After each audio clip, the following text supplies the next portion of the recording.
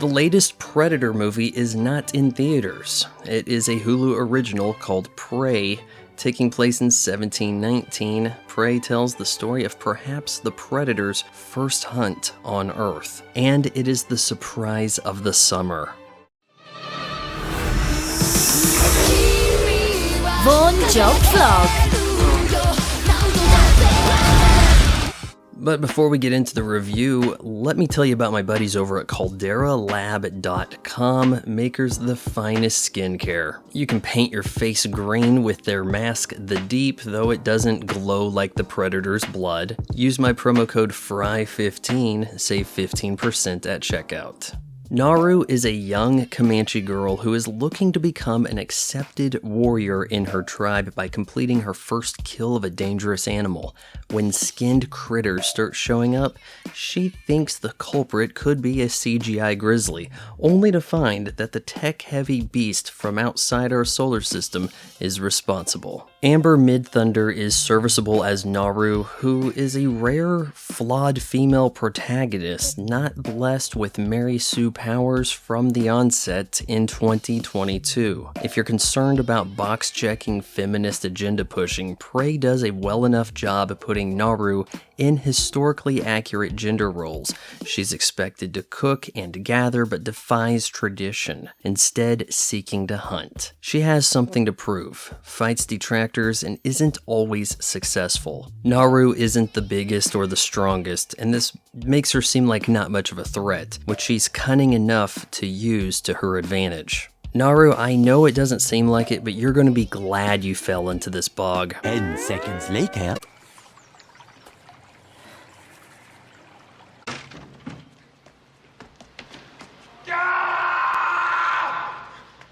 There are drawbacks in doing a Predator film that most of the sequels suffer from. Resuming the hunt motif places the audience well ahead of the characters for most of the movie. We know the Predator is nigh invisible. We know the trophy hunter motive. We have to watch the characters figure this out again and again and again. Prey doesn't stray far from this formula, but offers more of what you want out of a Predator film. Preddy gets to kick some straight ass, but I gotta tell you, that grizzly has him dead to rights. Besides, isn't water supposed to short-circuit active camo? We have yet another interpretation of the Predator look. This is an older version than we've seen before. Maybe it's understandable that he has foregone the dreadlocks for a flowing Fabio-esque mane. Dreads weren't in style in the 1710s. His tech is a little different too. No shoulder-mounted plasma cannon, instead the targeting triangle sends out bolts. As a purist, I take issue with the face looking radically different, but the mandibles now have a more nuanced, realistic function. And being a prequel of sorts, we have callbacks. If it bleeds, we can kill it. There's a bit about do it, come on, do it, right? But alas, with this setting, there's no real way to work and get to the chopper. And you know, it's weird to think that a big plot point is set up by this French trapper getting sliced at the ankle way back in the background. Naru helps him with medicine in exchange for his pistol, yes, that pistol. Though the way it would need to change hands to get to Danny Glover's Harrington receiving it from a Predator in Predator 2 doesn't quite add up.